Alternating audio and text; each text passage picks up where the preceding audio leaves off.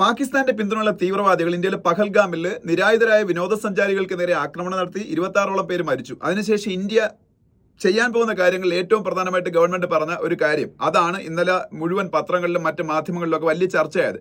സിന്ധു നദീജല കരാറിൽ നിന്ന് ഇന്ത്യ പിന്മാറുന്നു എന്നുള്ള കാര്യം. അപ്പൊ എന്താണ് ഈ സിന്ധു നദീജല കരാർ?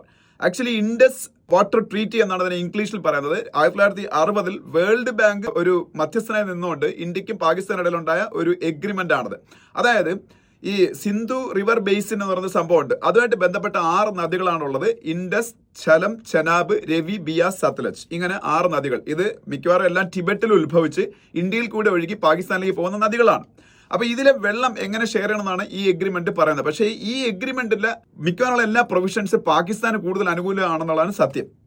അപ്പൊ അതായത് ഇപ്പൊ ഇതിലെ 3 നദികൾ രവി, ബിയാസ്, സത്ലജ്, ഈ 3 നദികളുടെ കൺട്രോൾ പൂർണ്ണമായിട്ട് ഇന്ത്യക്കും, ഇൻഡസ്, ഝലം, ചെനാബ്, ഈ 3 നദികളുടെ കൺട്രോൾ പൂർണ്ണമായിട്ടും പാകിസ്ഥാനുമാണ്. 60 ജവഹർലാൽ നെഹ്റു ഇന്ത്യൻ പ്രധാനമന്ത്രിയും പാകിസ്ഥാന്റെ അയൂബ് ഖാൻ എന്ന് പറഞ്ഞ ഭരണാധികാരിയും ചേർന്നാണ് ഈ എഗ്രിമെന്റ് സൈൻ ചെയ്തത്. അപ്പൊ ഞാൻ പറഞ്ഞു ഈ 3 നദികൾ പാകിസ്ഥാന്റെ റൈറ്റ് ഉള്ള 3 നദികളുടെ പേര് പറഞ്ഞു. അത് ഇൻഡസ്, ഝലം, ചെനാബാണ്. ഇന്ത്യക്ക് പൂർണ്ണമായിട്ട് അവകാശമുള്ള 3 നദികൾ രവി, ബിയാസ്, സത്ലജ്. ഇങ്ങനെയൊക്കെ ആണെങ്കിലും ഈ പറഞ്ഞ 6 നദികളിലെ 80% വെള്ളവും പാകിസ്ഥാനാണ് ഉപയോഗിക്കുന്നത്. 20% മാത്രമേ ഇന്ത്യ ഉപയോഗിക്കുന്നുള്ളൂ. ഇന്ത്യ വളരെ ജനറസ് ആയിട്ട് ആണ് ഈ ഒരു എഗ്രിമെന്റ് ഉണ്ടാക്കി വെച്ചത്. പാകിസ്ഥാൻ അനുകൂലമായിട്ടാണ് എഗ്രിമെന്റ്.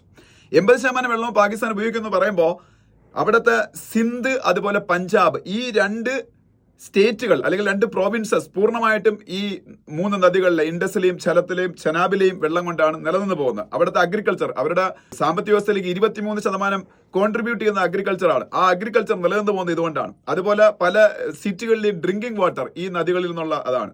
അതുപോലെ ഈവൻ പവർ ജനറേഷൻ, എല്ലാ കാര്യങ്ങൾക്കും ഈ നദികളിൽ നിന്നുള്ള വെള്ളമാണ് ഉപയോഗിക്കുന്നത്. ഇന്ത്യ ഇതിൽ നിന്ന് വിഡ്രോ ചെയ്ത് കഴിഞ്ഞാൽ ഇന്ത്യക്ക് വേണമെങ്കിൽ ഡാമുകൾ കൺസ്ട്രക്ട് ചെയ്യാം ഈ നദികളിൽ പാകിസ്ഥാനിലേക്കുള്ള വാട്ടർ ഫ്ലോ തടയുന്നതിന് കാരണമാണ്. ഇമ്മീഡിയറ്റ് ആയിട്ട് കഴിയില്ലെങ്കിലും ഫ്യൂച്ചറിൽ അതിന് കഴിയും. ഇത് പാകിസ്ഥാനിലെ അഗ്രികൾച്ചറിനെ ബാധിക്കും, പാകിസ്ഥാനിലെ വലിയ പ്രതിസന്ധി ഉണ്ടാക്കും, പാകിസ്ഥാനിലെ ജലസേചനത്തിനെ ബാധിക്കും, അവിടുത്തെ കർഷകർ വലിയ പ്രശ്നം ഉണ്ടാക്കും, അവരുടെ എക്കോണമി തന്നെ തകർന്നതിന് കാരണമാവും. അതുകൊണ്ടാണ് ഇവര് അത് പാകിസ്ഥാനെതിരായിട്ടുള്ള യുദ്ധപ്രഖ്യാപനമായിട്ട് കണക്കാക്കുമെന്ന് ഇന്നലെ പാകിസ്ഥാനി ഭരണകൂടം പറഞ്ഞത്. ഇതെന്തായാലും ഇന്ത്യയുടെ ഒരു മാസ്റ്റർ സ്ട്രോക്ക് ആണ്.